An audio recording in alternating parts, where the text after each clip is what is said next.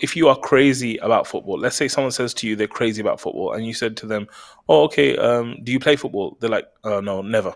And then you're like, "Okay, do you watch football?" And you're like, "No, never." Like they say, "I've got no connection to football at all." You'd say this is ridiculous, because someone who truly loves football, they will play football, they will watch football, they will talk about football, they'll listen to stuff about football, they'll watch all these things related to football, and it'll just show up in their actions. And it's exactly the same with this iman, that if you are prioritizing Allah, then it will show up in your salah.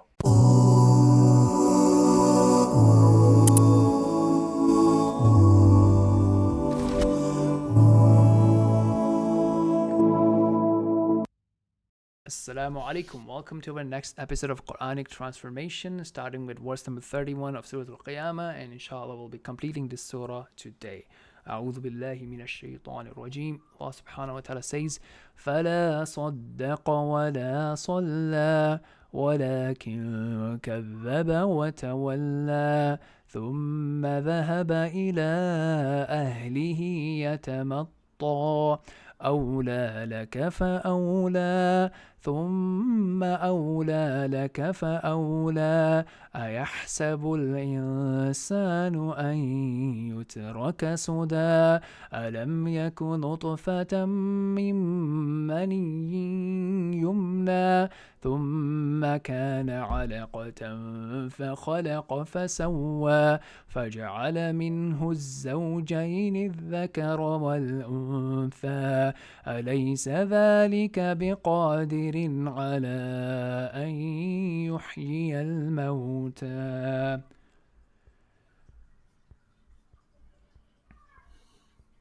Okay, so here Allah subhanahu wa ta'ala is reminding us of two key things: the charity and the prayers, right? So that or the faith and the prayers. So either ways, I think mostly, if I'm not mistaken, that's the two translations that I'm seeing here, is about prayers and actually faith.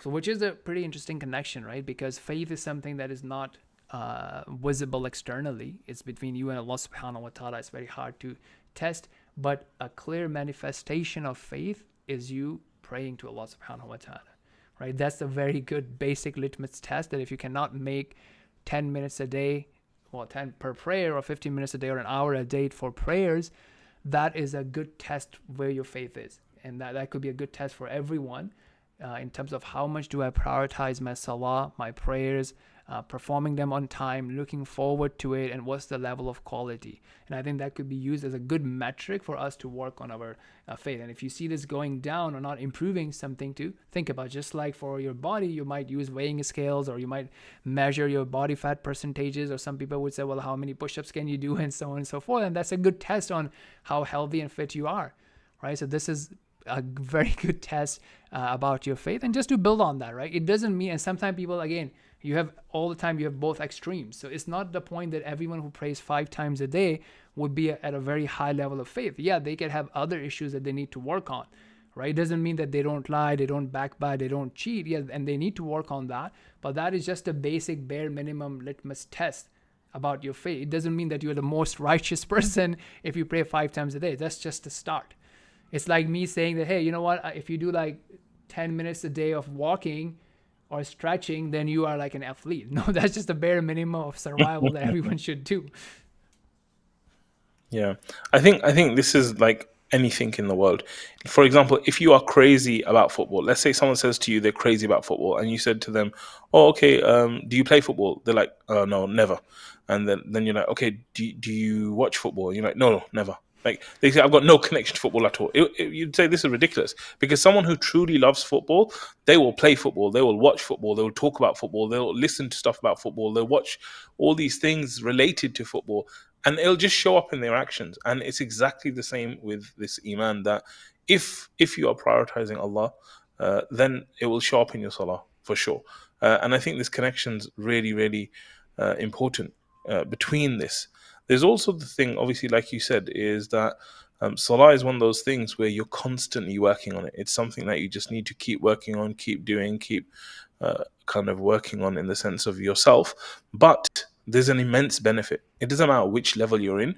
If you are turning to Allah every day in your prayer, even if it's weak, even if it's bad, even if it's not great, still there's an immense benefit in it, and it takes you out of being of those people that are talked about. You know, when they say they're in Jahannam because they didn't pray, it takes you out of that thing. So it's something so important, and I think that it's something so neglected, unfortunately, among the masses. But it's something that it's such a safety and a security, and we know from the hadith that this is the first thing that you'll be questioned upon. So it's one of the first things for us when we become Muslim or become practicing. I think to put your attention and focus on as well. Yes, and I think one thing you just mentioned, and this is really important, I do want to highlight it again, is that even if you don't feel like it, this is really important, you have to show up, right? Mhm. Just like, if you don't Yeah. feel like it, so you won't stop going to work or you won't stop going to gym if you really care about it. So just showing up, yes, even if it is like a really low quality, you're not present, you're occupied, you're Yes. thinking about something Yeah. else, but just like showing up and doing it, because that's the bare minimum, right? And then, yes, and those who are doing it, as you said, it's a journey, so don't give up. Okay, you know what, I'm praying, so that's good enough. No, then you have to explore the quality of it, the attention of it, and so on and so forth.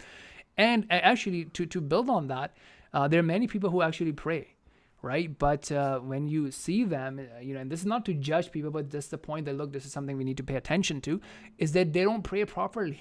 Right, they're making Mhm. serious mistakes. So there is a hadith of the Prophet of Allah sallallahu alaihi wasallam in which there was a No. man, he prayed in front of him, and then he Yeah. came to sit down with him, and he said, go back and pray because you haven't prayed. And he repeated that, and then eventually the man said that this is all I know, so teach me. And then Rasulullah sallallahu alaihi wasallam taught him from something as simple as pausing and not just rushing, boom boom boom. You're actually pausing and you're tranquil and you are actually calm in that movement, to something as simple as that you actually have to move your lips to pronounce the words, even if it's a silent prayer. So the reason I'm saying this is hopefully someone listens to it, and the point being that because many people have just learned how to pray when they were a child, and then maybe they didn't Yeah. pray, they had a break, they didn't pray, and then they started praying Yes. again, just recalling from that memory. So just like, for example, if you go to gym, you'd probably try to get some feedback and get a review of what you're doing, if you're working out properly or not, and not just harming yourself because you're putting in the effort. But if you do it totally inappropriately, you might just harm yourself, or it may not be worth it. So at the same time, yes, at the bare minimum, start putting in time and praying. But if you haven't reflected on it, if you haven't gotten it reviewed by someone, if you haven't reviewed the literature in a while, it is really important to spend time in making sure that we are doing it correctly as well. Yeah, and I think it's such a big point, bro. Because if I think about something insignificant, like this microphone, for example, yeah, like for me to buy this microphone, I'm telling you, I probably did hours of research. Which one is the best? How will it work? Will the sound be okay? What are people saying about it? Like literally hours of research just for one insignificant thing that I bought, right? But when it comes to something like Salah, it's like, yeah, I remember when I was 7 or 8 years old, I learned it, and that's it, you know. So I think it's a great thing to revisit and go back to as well. Beautiful. And building on what you just said, that's what kind of verse number 32 is related to, and that's usually example I use, is which Allah says, "Walakin kadhaba wa tawalla," but he actually denied and turned away, right? And for me, what I use this for, or what this reminds me of, and this is my invitation to people who are perhaps not Muslims yet, and they're researching about it, or they're thinking about it, or they're not thinking about it at all. The point being, as it says, that Allah said that this person, they denied it, they rejected the message, they rejected Muslims or Islams or what have you, and they went away with their own thing. And my recommendation to people, or advice to people, is that, look, as you said, that how much time we spend on figuring out which microphone to buy, or which car to buy, or which career to pick, or business to go into, there's so much due diligence, research, talking we do, right? And those Mm, things are definitely have high consequences, but are not as consequential as figuring out who your Lord is and who your religion, which yes. religion is the one from your Lord. So if not a lot, at least we should spend at least 10-15 minutes a week to see the message, to explore the message, and to actually talk to that higher power, that creator that I'm researching, and guide me to the right path. You should not be just like, oh, there's so many options. Each option has its pros and cons, and I see Muslims and they have these issues, and I see Jews, they have these issues, and I see Christians, they have these Mm, issues. So I'm just going to give up, right? That's not an excuse, good enough excuse, because at the end of the day, this is a choice that you're making. Either you're going to pick one of the major religions, or you're going to pick yourself as a religion, right? I'll just do whatever feels good to me. So essentially, you yourself are your own God. yeah, absolutely. Great. And, when we do that, one of the important things are the people that you're surrounded with. As verse number 33 says, that then he went to his own people and he was, boastful. He was, chilling with them or making fun of the people of religion with them or what have. So this is also something really important, are the people that you're surrounding yourself with. Because very likely, if they don't care about religion, they don't care about spirituality, or they're not in any area of life, but primarily speaking about spirituality and faith, then you are going to just blend in and be like them as well. Yeah, I think what's interesting for me is like the whole boastfulness of this, and I think again another trick of Shaitan where he makes you like forget you're going to meet Allah, makes you forget that you are nothing. And this is what comes later in the verses as well, when it starts talking about the creation of a human being and how it just starts with the liquid, and it's comparing it to the fact that people are walking around with this boastful, egotistical way of being. And it's very, very serious. And what's serious for me, bro, is like the way Allah like is saying woe to you and more woe and again woe and woe. And this is not like some random person saying it. This is Allah saying woe to you and more woe, again woe to you and even more woe. Like it just tells you like the seriousness of what's happening. And sometimes we can take it very lightly that, you're just being a little bit arrogant, or you're letting your ego get in the way, or you're doing this and that. You take it very lightly. But Allah is not light with this stuff when He's like talking about this person, So it's very, very serious. Yes, absolutely. And, just building on that, Allah then, gives this threat, this warning to that sort of person, right? Who is just like boastful and arrogant and ignoring the message of Allah, rejecting it, or just ignoring, not caring about it at all. That person has this warning, and he has been warned by Allah subhanahu wa ta'ala to receive that warning and to pick up and to figure out his or her own life as well. But tying it down to what comes towards the end as well, that how Allah is mentioning the creation and the essence of the human being coming from this sperm drop to, going through these stages of being a flesh of blood and clot and so on and so forth, and then, actually becoming an infant and then growing from there. But if you want to even tie it down to the later stages of how, as the human being progresses, how weak he or she becomes, right? Even like you may be the, relatively speaking, the most powerful person in the world, to some extent being the president of the United States or what have you. But if you look at it, how you degrade in terms of your mental capacity and your body and so on and so forth, and how weak you become, and keeping the politics aside, even today you may have a sitting president and people may be showing that how forgetful you are, how incoherent you are, how weak you are, even from your walking to standing upright or to communicating. And then you see that all these things are happening to you regardless of how much power you have seen in your life. At the end of the day, the whole body, the whole mental faculties and the physical abilities will deteriorate. Yeah, subhanAllah, so true. And I love the way that this whole surah, which is like a very powerful surah, like the whole surah is just so powerful, and then Allah just ends with this question, that think about it, that Allah who created and is able to do all of these things, don't you think that He can bring you back to life? It's such a powerful question to end with, especially for the Quraysh and the people that didn't believe that they could be brought back to life and the day of resurrection. And for what, right? This is which is connected to in verse number 36, that you are going to be brought back to life with a purpose, that there is this final accountability, right? That you cannot just get away by doing whatever you're doing. Like even if we see what's happening today around us in the Middle East and what have you, yes, there are different people, raising their voices. Some people are supporting it. Some people are challenging it. Some people are taking it to the ICJ and different places. And yes, there will be different consequences in the worldly sense of different sanctions or, reputation damage or people voicing their opinion against you or for you. But eventually, none of this is going to go without being judged in the court of Allah subhanahu wa ta'ala. Right? Every single bloodshed that happened, every single life that was lost, any single innocent life that was lost or any single life that was taken unjustly, people would have to justify and be accountable for that, regardless of how the world and the courts of the world, the different bodies of the world treat you as a hero or as a terrorist. Doesn't matter. Eventually, you will not be just left alone, and each one of us would have to be accountable for that.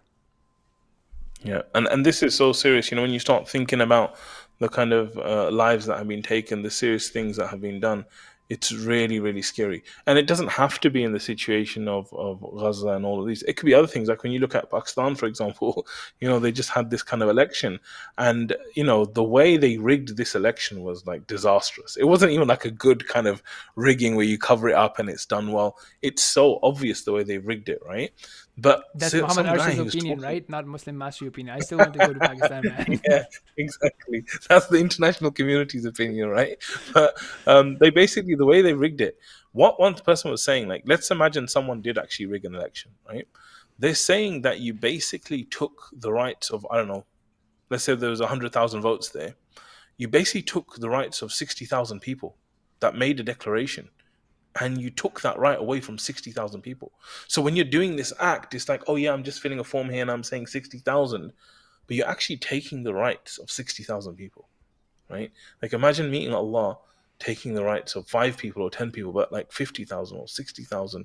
And so when we get to these kind of serious situations, it's huge. It's really, really huge. And nothing, not one mustard seed is going to be missed or lost or kind of gotten away with. And so that's why it's so, so important, I think, to keep coming back to the Quran like this, because only when you read the Quran and only when you think about Allah and the Prophet and all these things that you reflect on this. When you're not on this, when we're not here, Shaitan is just working hard to make you forget this stuff, and it's so important to remember. Absolutely.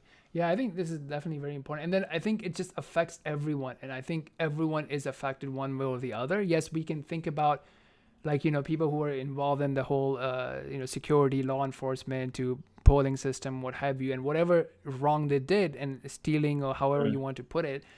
At the end of the day, we all face individually similar choices, right? Whether we are Yeah. stealing away from our prayers or we are stealing away from our eyes by looking at stuff we shouldn't be, or listening to things we shouldn't be, or scrolling through things that we shouldn't be, or being, not honest in our financial transactions with our employers, contractors, or people we are contracted from, all 9 yards, right? The question is still, you're absolutely right that yes, we can point, and this is also important to see that, look, no one is going to get away with what they have done, but at the same Yeah. time, I'm also not be able to get away with what I'm doing in terms of any corners that I Yes. may be cutting in my life. Absolutely. Great. So I think this brings us to the end of this surah. May Allah subhanahu wa ta'ala make us from the people of Quran and help us to Ameen. continuously engage with Quran, reading, reflecting, and following it. With that, we'll see you all in the next Ameen. episode. Assalamu alaikum.